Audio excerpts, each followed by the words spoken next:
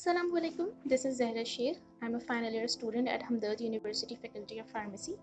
Today the topic of my presentation is about GSI data matrix of 2D barcoding and how it is preventing the spread of spurious and counterfeit drugs. Before moving forward, first we need to understand what is GSI. GSI is basically an international organization that designs and implements two things: global standards and solutions. Here in Pakistan, it is represented by GSI Pakistan.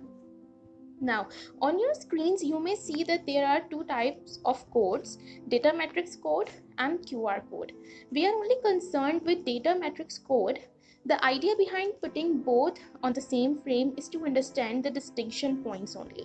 You can see on QR code there are three distinctive corners, but on data matrix it is dotted representation. The GSI 2D barcoding was introduced in drugs for similar purpose as why it was implemented on other daily routine products, for better identification, for tracing, and for tracking. 2D barcoding was introduced in drugs in 2017 after the amendments in Drug Labeling and Packaging Rules 1986. After rule number 3 in Drug Labeling and Packaging Rules 1986, Rule 3A has been added. Sub-Rule 1 of 3A says that nothing in Section 3 is overruled. It is just an extension of Rule number 3, which says a machine readable barcode as per GSI general specification shall be printed on the labels.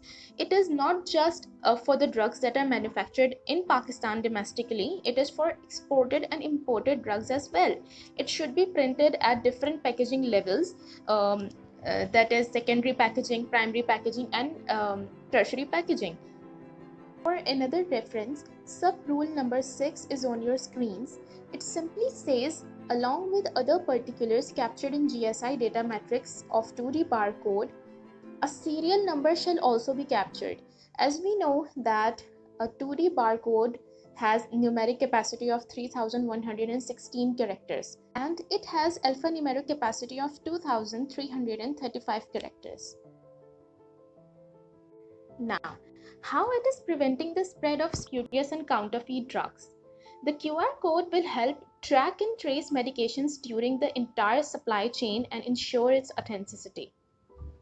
It is not only helping in tracing, which is identifying the exact location, but also in tracking, which is keeping an eye on complete pathway and channel from which the drug is distributed. For example, if Consumer Association receives any kind of complaint regarding the product, they can easily and without any delay track if actually the product is supplied to that area or not, if the product is actually theirs or not. In this way, we are preventing a distribution channel from any kind of distortion.